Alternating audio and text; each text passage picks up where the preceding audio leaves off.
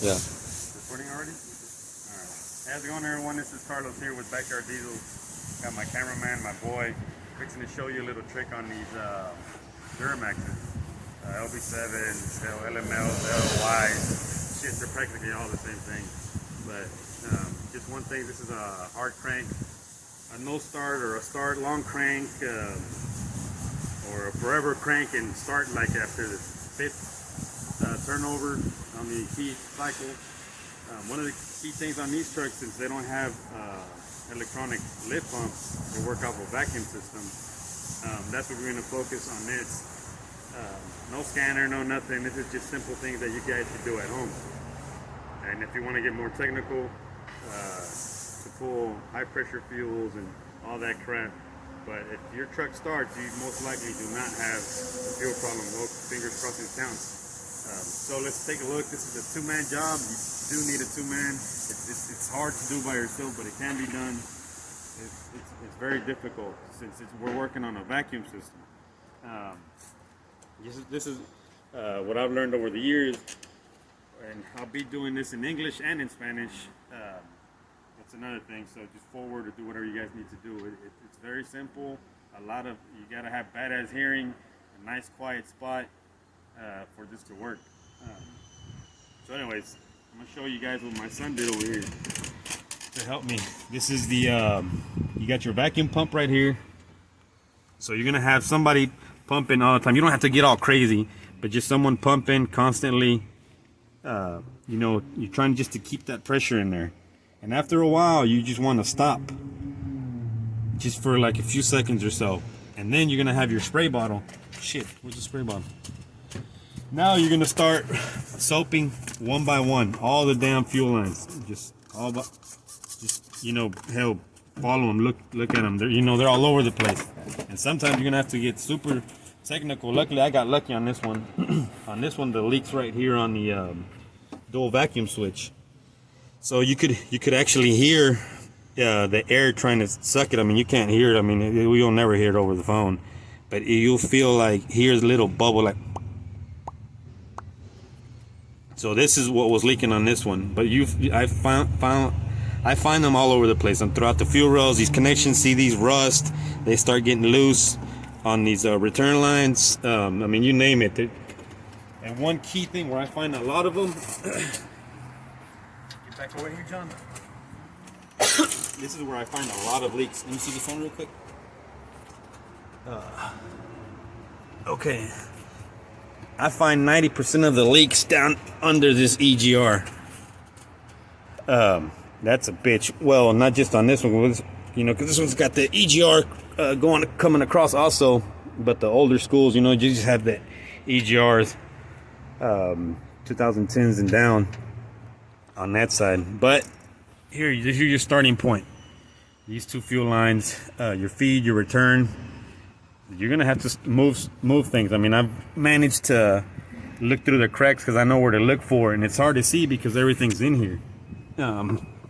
So see, there's one plastic. Well, not plastic, but you know what I mean. The hose right down in there. It's you can't see it. Well, right there, but it's. Let me see if I can turn on the flashlight. Right there. I don't know if you can see it. It's that one right there. That's one of them. That's where I find a lot of the leaks at. There's another one over here somewhere in there. And man, sometimes you're gonna have to remove your EGRs and replace them all. Here's another one that I find a lot. Right here on your bleeder tube. In here, see, someone worked on this truck before because that clamp's not all the way down. Luckily, I didn't find a leak, but I'm gonna drop it, put it where it needs to be.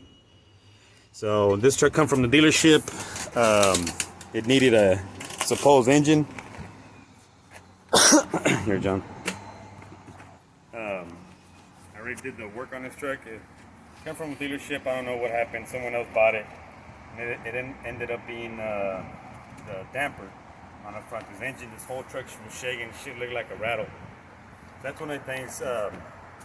Soap everything down, and don't expect diesel to be coming out. There will never be any diesel coming out of the fuel system because you're working on vacuum. Once the vacuum's gone, once there's no more fuel, it'll start sucking up air. It's not like you'll never see it. So say you couldn't find anything, and your return lines all the way back, you get up under the crawler, go all back to the fuel tank, check everything's good, no rust, it's not rubbing on anything. As long as you don't have no leak from there coming back towards the connections up here by the engine block, you should be good. So it's take your time, spray one single fitting at a time. Or once you spot a hose, which mainly it's all the rubber hose in the fuel return lines. So the best thing to do is, if you're not too technical, you can practically remove this top end, not the top end, but EGRs, coolers, inner charge pipes, so you can see really the fuel system under there. So hopefully this helps you out. Any questions or comments? I get a lot of crank nose starts on Duramaxes, and that's a big key. Not saying that that's 100% of the time, but I do see it a lot. And luckily for me, I didn't have to take anything apart. It's on, the vacuum switch. And I see also a lot on the fuel filters, your bleeder on the bottom. Your bleeder, when you turn it up in the fuel filter, take it off, drain all the fuel, and check the top part of the connection. Which, hell, this one doesn't even have, show them down here. This one doesn't have a damn fender well, which it needs it. So I'm gonna tell the customer, go ahead and buy it, put it on there or something. These break up in there and start drawing in air through the fill, or the drain. That's another major one that I see a lot. And also this gasket, it'll start drawing in air through here. So that's what I'm telling the soap bottles for. You can hear the air coming out. Or don't stop recording, I'm going to go in Spanish. But anyways, hopefully this helps you out. Like, subscribe, comments. If this is good and it helps you, I don't edit anything. I don't have time for that shit. If you want to do it, be my guest. But all the damn haters, shit talkers, I'm doing this. I'm not getting paid $1 for this. This is just trying to help out the guys that really need some help. But anyway, thanks. Bueno, mi raza, Carlos aquí con Backyard Diesels. Ya les apunté un poco de qué hacer. No quiere prender, o prende, o navega para prender, o le echan starting fluid, prende y se queda prendida, vas a todos lados, la jalas, la usas para jala bien la pinche troca, todo bien. So, sabes, ya que la jala bien, no tienes ningún problema con la presión alta. Sabes que está jalando la pompa ya después de prendida, todo está jalando bien. El pedo es que cuando la apagas, cuando empieza a jalar aire, ya pues la troca está sentada, no hay ni un movimiento de pompa, vacuum, no hay nada. Lo que está haciendo se está aplacando el motor y ya está perdiendo el vacuum. Ya no está el diésel ahí. Y estas güeyes con poquito aire que agarre ya no prenden. Tienes que pompearle, pulgarla, starting fluid, y no le eches starting fluid porque vas a mandar a chingar los inyectores y te va a salir más caro. So, de una vez, toma tu tiempo, un día, 2 días, desarma todo el desmadre. Lo que te voy a decir ahorita que les expliqué, todas las líneas de regreso de una Duramax, especialmente las que les enseñé, que viene estando acá. Acá, Juan, encuentro muchos problemas debajo de los EGRs aquí. Es el principal es aquí, y estas mangueras que vienen siendo las de regreso de diésel, pero no son de fierro, las hubieran hecho de fierro. Y lo que hago yo es, mi hijo le pompea, necesitas 2 monos a huevo. Mi hijo le pompea aquí, nomás hay leve, nomás para siempre tener presión en el sistema.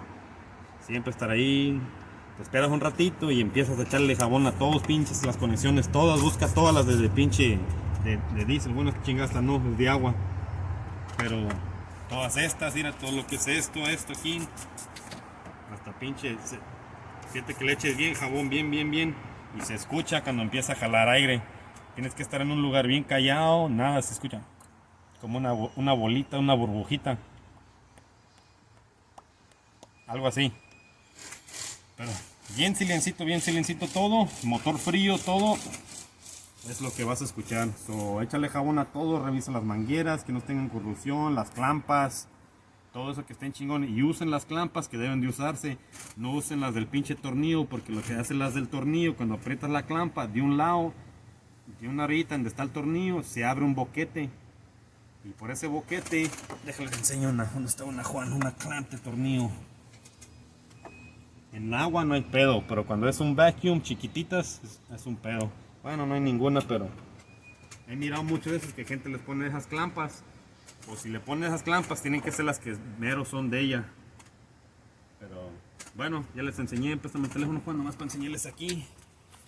Como estas, miren. Mira, como esta no la dejaron bien, alguien ya le metió mano a esta. Esta clampa no está bien, debe estar más para abajo. Pero mi problema no está ahí. Está bien sellado, esta clampa necesita bajarse, pero todo eso se le echa jabón ese. Ahí abajo están las que les digo que hay muchísimos problemas en estas. Aquí se ve una. Bueno, aquí no se ve, esa es una. Y bueno, yo lo que hago es mojo todo bien y ahí se ve todo. Bro, you stop the video.